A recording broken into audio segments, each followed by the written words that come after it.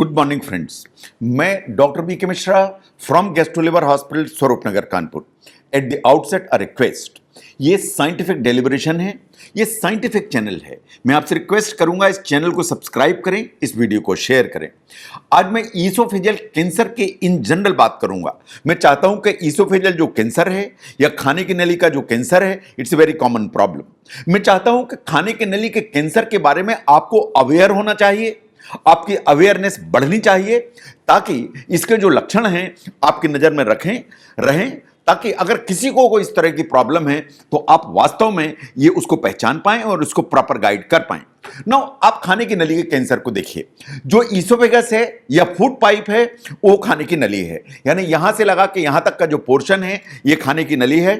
इसको scientifically oesophagus कहा जाता है या इसे आप फूड पाइप भी कह सकते हैं। जो खाने की नली का कैंसर है वो वास्तव में हमारी जो खाने की नली है उसके अंदर की जो कोशिकाएं होती हैं या जो सेल्स होती हैं उनके अंदर ही डेवलप होता है। ये खाने की नली में कहीं भी हो सकता है, ऊपर के हिस्से में, बीच के हिस्से में, नीचे के हिस्से में। खाने की नली का ऐसा कोई हिस्सा नहीं है जिसमें खाने की नली का कैंसर नहीं हो सकता है। इसका मतलब है कि ईसोफेजियल जो कैंसर है वो पूरे के पूरे ईसोफेगस में हो सकता है। समहाउ ये पुरुषों में ज्यादा देखा गया है in comparison to females. Now अगर हम ध्यान से देखें तो दुनिया में जितने भी कैंसर्स हैं उनमें से ये छठवां मोस्ट कॉमन कैंसर है वर्ल्ड वाइड अगर हम देखें तो it's the most common sixth cancer जो सबसे ज्यादा पाया जाता है।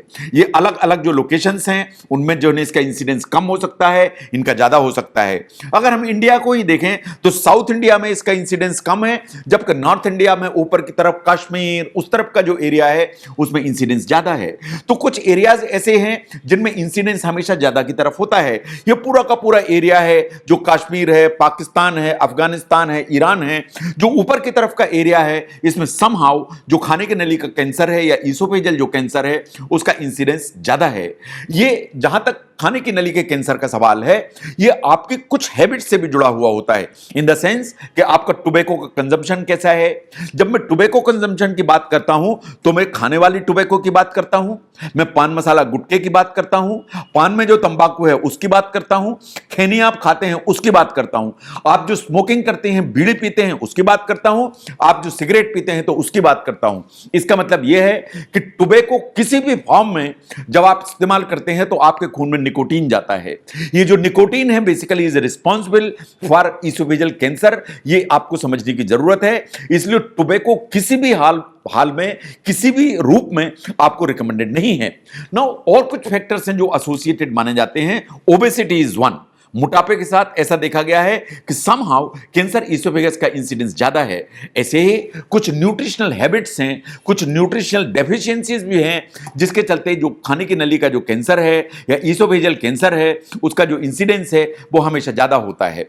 नो, इसके जो सिम्टम्स हैं उसको आप एक बार ध्यान से देखिए। जैसा मैंने पहले भी कहा कि अगर आप खाना खाते हैं तो खाना खाने में निगलने में दिक्कत, अगर खाना खाने में निगलने में दिक्कत है इसे कहते हैं डिस्फेजिया। अगर आप कुछ भी खा रहे हैं ये यहां पे अटक रहा है, उसको पुश करने के लिए आपको ऊपर से पानी पीना पड़ता है या ये पलट के आ जाता है, ये इस चीज का संकेत है कि आपकी खाने की नली में कोई रुकावट है। अगर ऐसा है तो आपको सतर्क होने की जरूरत है। अगर आपको खाना निगलते समय आपको सीने में दर्द होता है, बर्निंग का सेंसेशन आता है या आपको एक प्रेशर महसूस होता है, यह भी इंडिकेशन है कि आपकी खाने की नली में कोई प्रॉब्लम है, आपको उस पर ध्यान देने की जरूरत है। अगर आप खाना खाते हैं और खाना निगलते समय यहां पर दर्द होता है जो यहीं रहता है या दोनों तरफ रेडिएट हो जाता है या किसी एक तरफ भी रेडिएट होता है तब जाके खाना नीचे उतरता है, तो इसे कहते हैं ओडाइनोफेजिया। इसको आपको ध्यान देने की जरूरत है। अगर यह सिम्टम परसिस्टेंट है तो आपको अपने डॉक्टर से कंसल्ट करने की जरूरत है। ऐसे ही over a period of time अगर आपको लगता है कि आपका डाइजेशन गड़बड़ हो रहा है, आपको हार्ट बर्न लगातार रहता है, इसके अलावा आपका खाना अटक भी रहा है, तो आपको शायद अपने डॉक्टर से कंसल्ट करने की जरूरत है। नो, कुछ और सिम्टम्स हैं जो शायद आपको ध्यान में रखना चाहिए। अगर खाना खाने में आपको खांसी हो रही है, आपकी आवाज में परिवर्तन हो रहा है, तो खाना आपने खाया, खाना अटक भी रहा है, खांसी भी हो रही है, और उसके साथ यह ऐसा लग रहा है कि यहां पे खाना अटका हुआ है, और आपकी आवाज में भी परिवर्तन हो रहा है। अगर ये दोनों सिम्टम्स आ रहे हैं तो आपको अपने डॉक्टर से कंसल्ट करने की जरूरत है। अगर आपको लगता है कि हल्का सा खाना निगलने में दिक्कत है, साथ में वजन भी आपका कम होता चला जा रहा है, तो ये वार्निंग साइन है, आपको अपने डॉक्टर को दिखाने की जरूरत है। और अगर आपको लगता है कि अब ऐसी स्थिति है कि पानी तक नहीं जा रहा है, इसे कहते हैं अफेजिया। इसका मतलब यह है कि आपकी जो खाने की नली है उसमें कंप्लीट ब्लॉक है, कुछ भी आगे नहीं बढ़ रहा है, यह वार्निंग साइन है, आपको अपने डॉक्टर से कंसल्ट करने की जरूरत है। लेकिन इनके बावजूद मैं चाहूंगा कि इस चीज को आपको समझने की जरूरत है कि जो ईसोफेगस का कैंसर है या ईसोफेजियल जो कैंसर है, जो शुरुआत के फेज में इट इज क्वाइट पॉसिबल है कि कोई भी सिम्टम्स ना आए। जो खाने की नली है वो इतनी चौड़ी होती है कि अगर इसके कुछ एरिया में अगर गांठ है भी, तो भी आप खाना खाते चले जाएंगे, निगलते चले जाएंगे, आपको पता भी नहीं लगेगा कि आपकी खाने की नली में कोई प्रॉब्लम है। साइंटिफिकली जब आपकी जो खाने की नली है ऑलमोस्ट 40 to 50% ऑक्युपाई हो जाती है या ब्लॉक हो जाती है, तभी आपको वास्तव में खाना निगलने में दिक्कत आती है। ये सबसे बड़ी विडंबना है। इसीलिए जो खाने की नली का कैंसर है अक्सर तभी पहचान में आता है जब ये थोड़ा सा आगे बढ़ चुका होता है। तो वो कौन सी परिस्थितियां हैं या स्थितियां हैं जिनमें आपको डॉक्टर को दिखाने की जरूरत है? जैसा मैंने अभी पहले भी कहा कि अगर डिस्फेजिया हो रहा है, ओडाइनोफेजिया हो रहा है या एफेजिया है, अगर ये तीनों चीजें हो रही हैं तो आपको अपने डॉक्टर से दिखाने की जरूरत है। नंबर 2, अगर आपको पहले सीने में जलन होती थी, खट्टी डकारें आती थी, एसिडिटी होती थी, खाना पलट के गले में आता था, उसके लिए आपने डॉक्टर को दिखाया और डॉक्टर ने आपको एक एंडोस्कोपी की जांच की, और एंडोस्कोपी की जांच के बाद डॉक्टर ने बोला कि आपकी जो खाने की नली है उसमें रिफ्लक्स के चलते बेरेट्स ईसोफेगस डेवलप हो गई है। फिर से सुनिए, अगर डॉक्टर ने बोला कि एंडोस्कोपी में यह दिखाया कि आपको खाने की नली में रिफ्लक्स होने के चलते बेरेट्स ईसोफेगस डेवलप हो गई है, जो बेरेट्स ईसोफेगस है वास्तव में इसको प्री कैंसरस कंडीशन माना जाता है। अगर आपको बेरेट्स ईसोफेगस है तो आपको अपने डॉक्टर को रेगुलरली दिखाने की जरूरत है, एंड अगर जरूरत हो तो आपको रिपीट एंडोस्कोपी कराने की जरूरत है, because Barrett's oesophagus pre cancerous conditions में से आती है। लेकिन अभी तक वर्ल्ड वाइड जहां तक ईसोफेजियल कैंसर का सवाल है, ऐसी रिकमेंडेशन नहीं है कि आपको रूटीन में एक सर्विलेंस एंडोस्कोपी कराना चाहिए, लेकिन अगर सिम्टम्स हैं तो आपको जरूर कराना चाहिए। नाउ आप जरा ध्यान से देखिए कि कितने प्रकार का होता है ईसोफेजियल कैंसर। जहां तक ईसोफेजियल कैंसर का सवाल है, एग्जैक्ट काज तो अभी तक पता नहीं है, लेकिन यह बात सही है कि खाने की जो हमारी नली है इसके अंदर जो कोशिकाएं होती हैं, सेल्स होती हैं, उन सेल्स का अगर म्यूटेशन हो जाए, उनका जो डीएनए है उसमें म्यूटेशन हो जाए और उनके एबनॉर्मल ग्रोथ होने लगे, तो वास्तव में ईसोफेजियल कैंसर जो है वो डेवलप होने लगता है।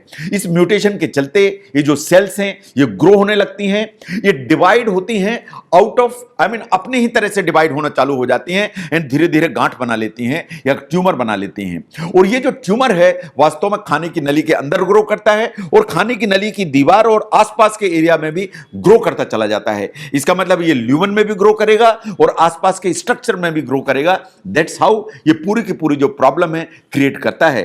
अगर ये अनट्रीटेड रहा, इसको आपने नहीं पहचाना, तो ये जो कैंसर है बॉडी के बाकी जो ऑर्गन्स हैं उनमें भी फैलने की ताकत रखता है ना। अगर हम ध्यान से देखें कि जो ईसोफेजियल कैंसर है वो कितने प्रकार का होता है, वो इस पे डिपेंडेंट है कि जो हमारी खाने की नली में जो कोशिकाएं हैं या सेल्स हैं ये किस सेल लाइन से डेवलप हुआ।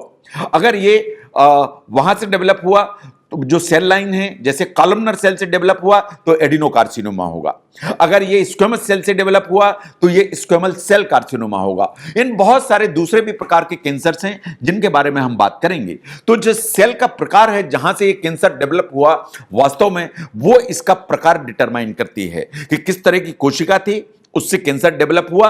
तो ये जो उसका नॉमेनक्लेचर है और उसका जो कैरेक्टर है वो उस पर डिपेंडेंट होगा कि किस तरह की सेल से ये कैंसर बना। नंबर 1 को देखिए, एडिनोकार्सिनोमा। जब हम एडिनोकार्सिनोमा की बात करते हैं तो हमारी जो खाने की नली में जो म्यूकस सिक्रीटिंग सेल्स होती हैं ये उनसे बनता है। इन्हें कॉलमनर सेल भी कहा जाता है। जो कॉलमनर सेल्स होती हैं वास्तव में नीचे की तरफ या लोअर इसोफेगस में होती हैं। तो बाय एंड लार्ज जो एडिनोकार्सिनोमा है वो खाने की नली नली में नीचे की तरफ के हिस्से में होता है। जहां तक एडिनोकार्सिनोमा की बात है, अगर हम वर्ल्ड वाइड देखें तो दुनिया में this is possibly the most common cancer, particularly in the western countries as United States. In wide population, it is the adenocarcinoma which is the most common cancer of the esophagus. Number 2 पर आता है squamous cell carcinoma. जो squamous cell carcinoma की हम बात करें तो वास्तव में स्क्वेमस सेल के प्लेटफॉर्म पर ही डेवलप होता है। जो स्क्वेमस सेल्स होती हैं ये फ्लैट थिन सेल्स होती हैं जो ईसोफेगस की सरफेस पे होती हैं। इनके ऊपर जो कैंसर डेवलप होता है उसे ही स्क्वेमस सेल कार्सिनोमा कहते हैं। मोस्टली जो स्क्वेमस सेल कार्सिनोमा है वो खाने की नली में या तो ऊपर की तरफ होता है या मिडिल पार्ट में होता है। तो अगर आप ध्यान से देखें, जैसे हमने बात की, एडिनोकार्सिनोमा हमेशा नीचे की तरफ होता है, जो स्क्वेमस सेल कार्सिनोमा है वो ऊपर की तरफ होता है, कभी कभी मिडिल पोर्शन में भी होता है। अगर हम पूरी दुनिया को देखें तो जो कैंसर इस तरह का है, जो स्क्वेमस सेल कैंसर है, this is the most common cancer world wide. And अगर हम इंडिया को देखें तो जो squamous cell carcinoma is the most common cancer of the oesophagus. कुछ अदर रेयर टाइप के जो कैंसर्स हैं जो ईसोफेगस में हो सकते हैं, जो आपकी में जानकारी में होना चाहिए। कभी कभी स्मॉल सेल कार्सिनोमा होता है या इसे स्मॉल सेल कैंसर भी कहते हैं।